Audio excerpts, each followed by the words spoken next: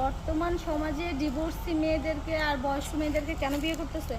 আসলে ডিভোর্সি মেয়ে মানেই যে খারাপ এরকম না, হয়তো কারো না কারো অত্যাচার সহ্য করতে না পেরে তখনই একটা মেয়ের ডিভোর্স হয়।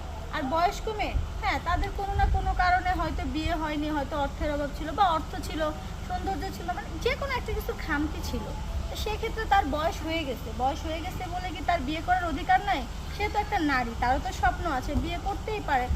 ভালোবাসা কখনো জাতি, বর্ণ, বয়স ভেদ করে হয় না।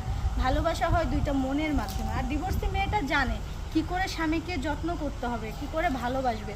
আর ওই ছেলেটাও জানে ওই মেয়েটাকে ওই স্বামী ছেড়ে দিছে, তার মধ্যে একটা ভয় কাজ করবে, সেই ভয় থেকে সে তার স্বামীকে মূল্যায়ন বেশি করবে।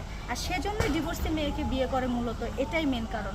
আর বয়স্ক মেয়েরা ভাবে যে না, আমার তো বয়স হয়ে গেছে বা আমি এরকম ওই রকম, এই দিক থেকেও তারা দুর্বল থাকে, তখন স্বামীকে বেশি শ্রদ্ধা করে, ভালোবাসা দেয়।